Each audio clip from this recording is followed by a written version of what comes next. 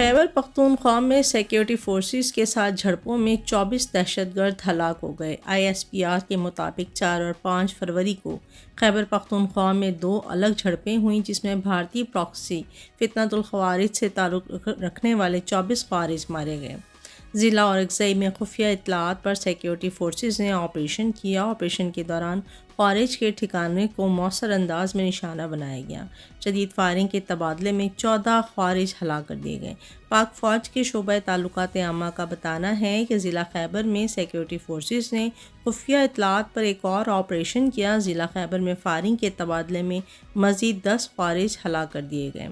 ISPR का कहना है कि इलाके में दीगर भारतीय सरप्रस्त ख़वारिज के ख़िलाफ़ सर्च ऑपरेशन जारी हैं। क्लियरेंस ऑपरेशंस का मकसद बाकी दहशतगर्द अनासिर का मुकम्मल खात्मा है।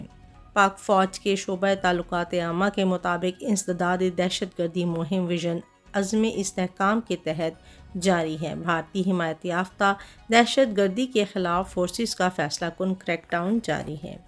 बानी PTI इमरान खान की मेडिकल रिपोर्ट इंसदाद दहशतगर्दी अदालत में पेश कर दी गई है। डिप्टी सुपरिटेंडेंट अडियाला जेल जमात अली शाह ATC में पेश हुए और अडियाला जेल हुकाम ने बानी PTI की मेडिकल रिपोर्ट अदालत में पेश कर दी। बानी PTI की मेडिकल रिपोर्ट जमात अली शाह ने अदालत में जमा करवाई, जिसमें बताया गया कि पाकिस्तान प्रिजन रूल्स के मुताबिक बानी PTI इमरान खान का मेडिकल चेकअप कर दिया गया है। अदालत में पेश रिपोर्ट में बताया गया कि इमरान खान और बुशरा बीबी को जेल रूल्स के मुताबिक मेडिकल की तमाम सहूलत दी जा रही हैं।